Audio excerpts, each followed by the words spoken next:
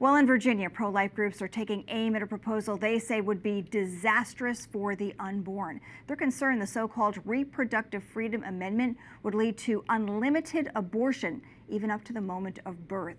It passed the Democrat-led General Assembly earlier this year. However, to proceed to a voter referendum, it must pass again next year, and the entire Virginia House of Delegates is up for election this November. For more, we'd like to welcome Macy Petty, the legislative strategist for Concerned Women for America. Macy, thanks for being here. First, a chief concern about this bill, it's vague. The language is vague. Tell us more about that. It is vague. All it says is this term called reproductive freedom, which of course could lead to a whole host of issues that could be tied to things like sterilization and altering and researching human embryos. It cuts out any kind of parental consent and could leave 14-year-olds as vulnerable prey for the abortion industry. This abortion amendment is only proving what we know to be true about abortion activists, and that is that they are absolutely radical, and their aim to devalue all human life is completely insatiable. Abortion is already legal up to 7 months in Virginia, and that's not enough for them.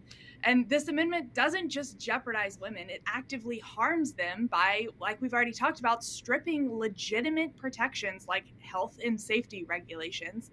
And it makes Virginia the southeast destination where babies go to die all the way up through birth. So what are your hopes for the election this November? How many seats have to change to be able to actually defeat this measure?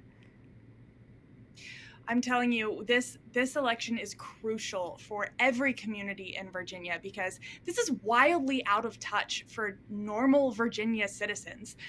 The people pushing this kind of this absolutely death-obsessed agenda are these ideologically obsessed DC bureaucrats living in the suburbs of Northern Virginia. So we need every pastor and community leader going out, spreading the word, educating about how this amendment could be disastrous for every community and get these death-obsessed politicians out of office. What is your assessment of Virginia? Is there a strong pro-life sentiment at this point among the voters? I think so. I mean, every normal community that you go to are just normal people who want to live their lives and not worry about their 14-year-old getting drugged to the abortion facility down the road.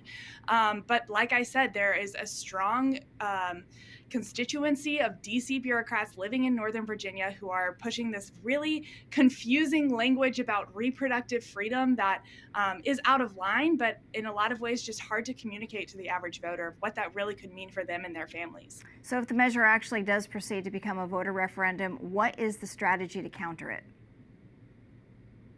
Well, of course, I mean, it's back to the grassroots.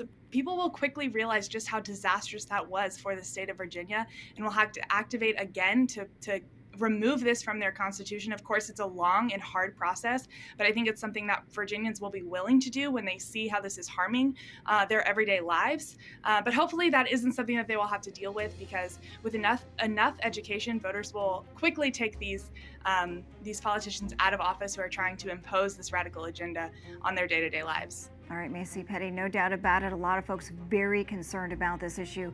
Thanks for joining us. Thanks so much for having me.